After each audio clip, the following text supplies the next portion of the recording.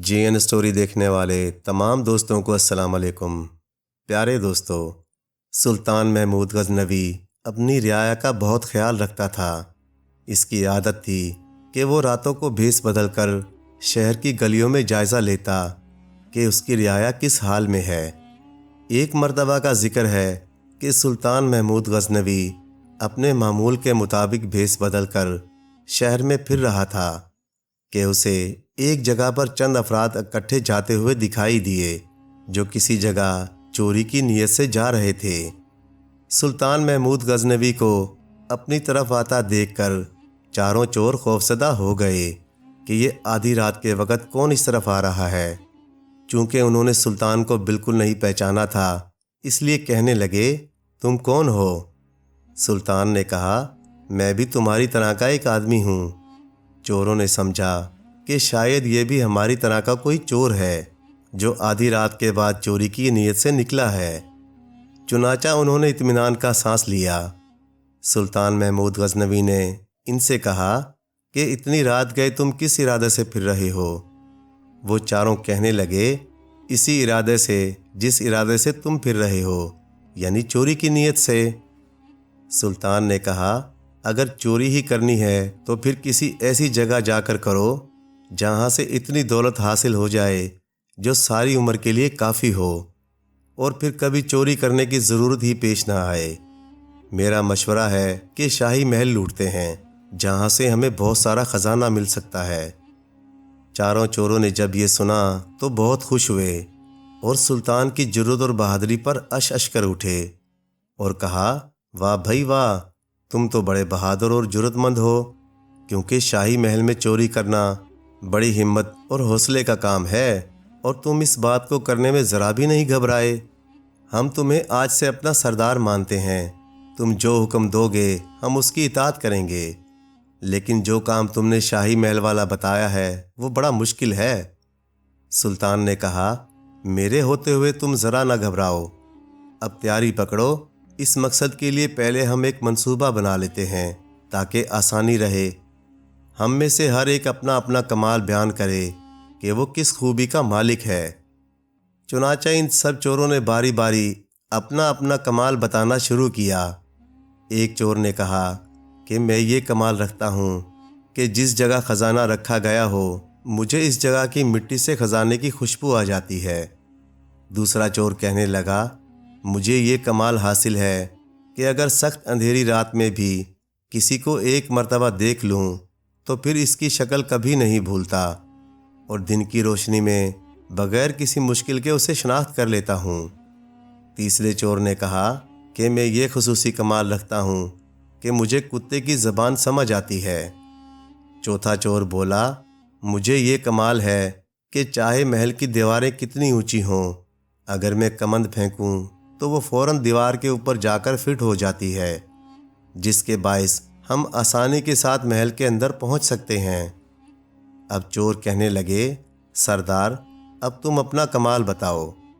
سلطان بولا، مجھ میں یہ خوبی ہے کہ اگر مجرم گرفتار ہوں اور ان کی موت کی سزا کا حکم ہو، پھر جلاد ان کی گردنیں اتارنے کے لیے تختہ دار پر بھی لے آئے تو عین اس موقع پر اگر میں اپنی داڑھی ہلا دوں تو مجرم اسی وقت قید سے چھوٹ جاتے ہیں اور ان کی جان بخشی ہو جاتی ہے۔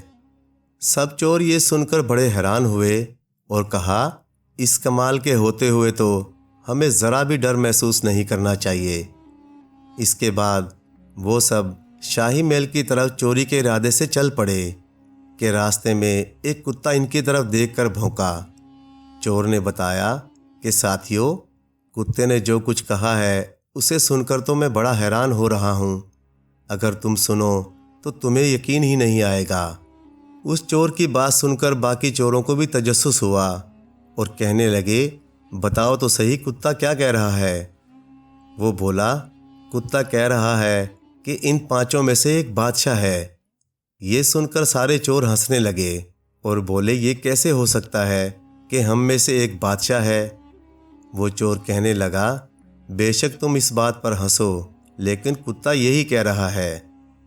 ان سب نے اپنے دل کو تسلی دی اور بات کو اپنے مطلب کے مطابق سمجھتے ہوئے کہا، کہ کتے کے کہنے کا مطلب یہ ہے کہ یہ پانچوں شاہی خزانہ لوٹنے جا رہے ہیں، پانچویں بادشاہ ہوں گے۔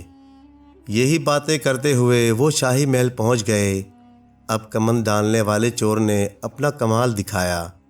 اس نے ایک ہی بار جو کمند پھینکی تو وہ محل کی دیوار کے اوپر جا لگی۔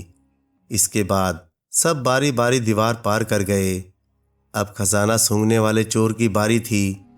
چنانچہ اس نے اپنا کمال دکھایا اور سب نے مل کر وہاں سے خزانہ نکال لیا، اور جس راستے سے آئے تھے اسی راستے سے خزانہ لے کر باہر نکل آئے۔ ابھی صبح نہیں ہوئی تھی اور رات کا اندھیرا باقی تھا۔ وہ فوراً شہر کی حدود سے باہر نکلے اور ایک جنگل میں بیٹھ کر خزانہ تقسیم کرنے کا پروگرام بنایا، مگر سردار نے کہا کہ ابھی ہم خزانہ یہیں دفن کر دیتے ہیں۔ جب سپاہی خزانے کی تلاش میں ناکام ہوں گے تو ہم یہ خزانہ نکال کر تقسیم کر لیں گے۔ چنانچہ جب خزانہ دفن کر کے سب چور اپنے اپنے گھروں کو جانے لگے تو سردار نے سب سے ان کے گھروں کے ایڈریس لے لیے تاکہ انہیں ڈھونڈنے میں آسانی ہو۔ تمام چوروں کا پتہ معلوم کر کے سلطان اپنے محل میں واپس آ گیا۔ صبح اچانک شور اٹھا کہ شاہی خزانہ لوٹ لیا گیا ہے۔ فوری طور پر سپاہی چوروں کی تلاش میں بھاگے۔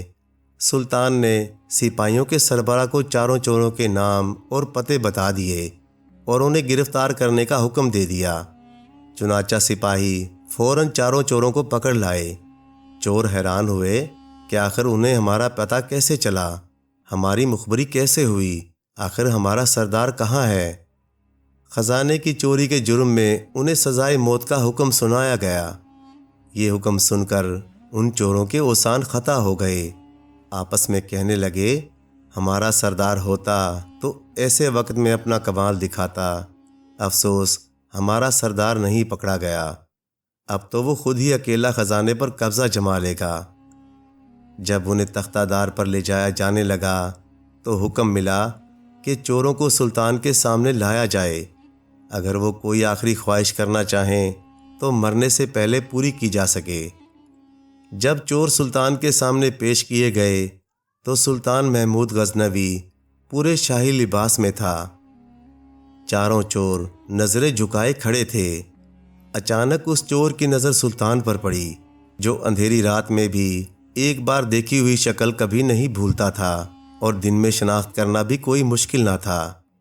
اس نے پہچان لیا کہ جو تخت پر شخصیت جلوہ افروز ہے وہی رات کے وقت ہمارا ساتھی تھا۔ اس نے آہستہ سے اپنے ساتھی چوروں کے کان میں کہا، اے دوست، رات کو کتے کی کہی ہوئی بات اب سمجھ میں آئی ہے۔ کتا ٹھیک ہی کہہ رہا تھا کہ ان پانچوں میں ایک بادشاہ ہے، یہ جو تخت پر بیٹھا ہے رات کو یہی ہمارا ساتھی تھا۔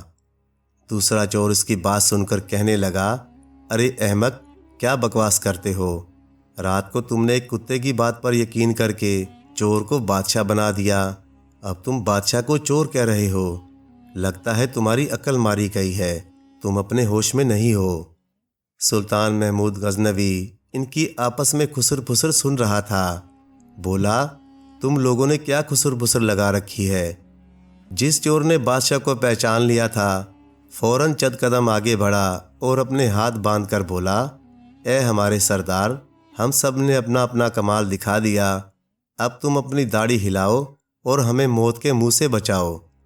سلطان چور کی بات سن کر ہنس پڑا اور کہا، واہ بھائی واہ، تم نے مجھے پہچان لیا اور اپنا کمال دکھا دیا۔ اب میں اپنا کمال دکھاتا ہوں اور اپنی داڑھی کو ہلاتا ہوں، جاؤ تم سب آزاد ہو۔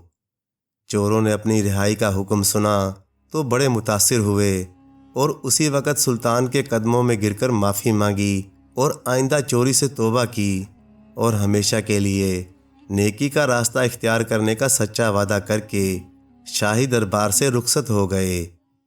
پیارے دوستو، کہانی اچھے لگے تو لائک کریں، چینل کو سبسکرائب کر دیں اور مزید اسی طرح کی قصے کہانیاں دیکھنے کے لیے دیکھتے رہیں جی این اسٹوری ٹی وی۔ شکریہ۔